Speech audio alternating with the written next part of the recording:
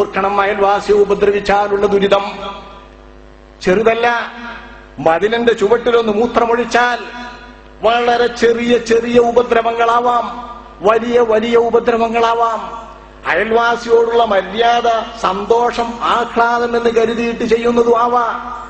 ആര് കേട്ടാലും മോശം എന്ന് വിധിയെഴുതുന്നതും ആവാം. ഇതൊക്കെ ഉപദ്രവങ്ങളുടെ കൂട്ടത്തിലുണ്ട്. ആരുടെയും മനസ്സിലൊരു ഉപദ്രവമായിട്ട് മനസ്സിൽ നിരൂപിച്ചാൽ കിട്ടാത്തതും ആവാം. ഏതൊക്കെയുണ്ട് ഉപദ്രവത്തിന്റെ രീതി? അള്ളാഹുവിന്റെ റസൂൽ പഠിപ്പിച്ച ചിലതു നമുക്ക് പഠിക്കാം. ആരംഭ നബി സല്ലല്ലാഹു അലൈഹി വസല്ലം തങ്ങൾ ഒരിക്കൽ സ്വഹാബത്തിനോട് ചോദിച്ചു, മാ തഖൂലൂന ഫി സിന, വ്യഭിചാരത്തെ കുറിച്ച് നിങ്ങൾ എന്തു പറയുന്നു? ഇതെന്താ നബി തങ്ങൾ വ്യഭിചാരത്തെ കുറിച്ച് ഇത്ര പറയാൻ? ഇന്നഹു കാന ഫാഹിശതൻ വസാഅ വമഖ്തൻ വസാഅ സബീല. എത്ര കഠിനതരമായി ഖുർആൻ പറഞ്ഞതാ. സ്വഹാബാക്കളോട് എന്താ വ്യഭിചാരം ചോദിക്കാൻ? സ്വഹാബാക്കൾ പറഞ്ഞു, ഹറാം ഹറമഹുല്ലാഹു വറസൂലുഹു ഫഹുവ ഹറാമുൻ ഇലാ യൗമിൽ ഖിയാമ. ഹറാമല്ലേ, അല്ലാഹുവും റസൂലും ഹറാമാക്കിയ ഹറാം, ഖിയാമത്ത് നാൾ വരെ ദുർബലപ്പെടുത്തപ്പെടാത്ത ഹറാം.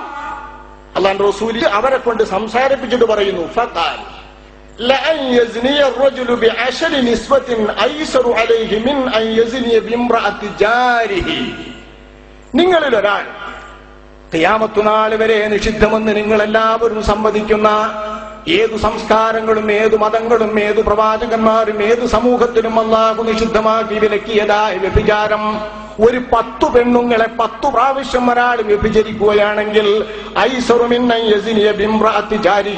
സ്വന്തം അയൽവാസിനിയായ ഒരു പെണ്ണിനെ വ്യഭിചാരത്തിനിരയാക്കുന്നതിനേക്കാൾ അത് ലളിതമാണ്.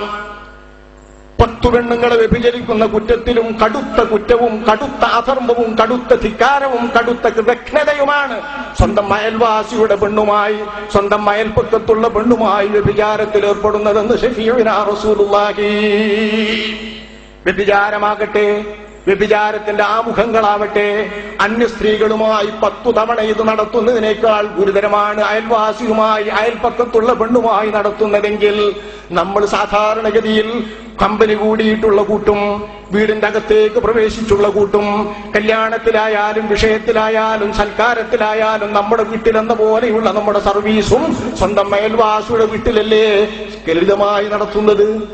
ഇത് അന്യ വീട്ടിൽ നടത്തുന്നതിന്റെ 10 മടങ്ങ് ഗുരുതരമാണെന്ന് ശഫീഉനാ റസൂലുള്ളാഹി. അതേ സദസ്സിൽ നിന്നിട്ട് നബി തങ്ങൾ ചോദിച്ചു, ഫമാ തഖൂലൂന ഫി സരിഖ, മോഷണം, കളവ് എന്ത് പറയുന്നു നിങ്ങൾ? ഖാലു ഹറാം ഹറമഹല്ലാഹു വറസൂലു, അല്ലാഹുവും റസൂലും ഹറാമാക്കിയതല്ലേ. ഹറാമുൻ ഇലാ യൗമിൽ ഖിയാമ ഫഹി ഹറാമുൻ ഇലാ യൗമിൽ ഖിയാമ, ഖിയാമത്ത് നാൾ വരെ അത് നിഷിദ്ധം തന്നെ. ആരംഭ നബി തങ്ങൾ പറഞ്ഞില്ല, അയ്യസ്രിക റജുലു മിൻ അശ്റതി അബിയാത്തിൻ ഐസറു അലൈഹി മിൻ അയ്യസ്രിക മിൻ ജാരിഹി.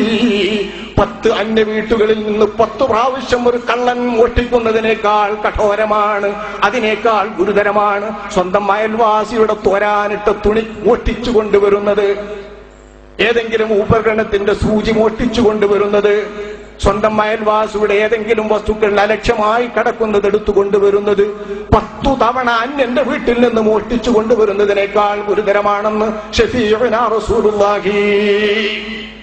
ഈദാഇന്റെയും ഉപദ്രവത്തിന്റെയും ഗൗരവമായി പറയുന്നത് 10 മടങ്ങ് കുറ്റം സാധാരണഗതിയിലുള്ള ഒരു മോഷണത്തിനോ വ്യഭിചാരത്തിനോ ആദിയായ കർമ്മങ്ങൾക്കോ കിട്ടുന്നതിന്റെ ഇരട്ടിയായ 10 ഇരട്ടി കുറ്റം അയൽവാസിയുമായി ബന്ധപ്പെട്ടാൽ ഇതിന് കിട്ടും. ഇമാം അഹ്മദും തൊബറാനി നിവേദനം ചെയ്ത ഹദീസ്.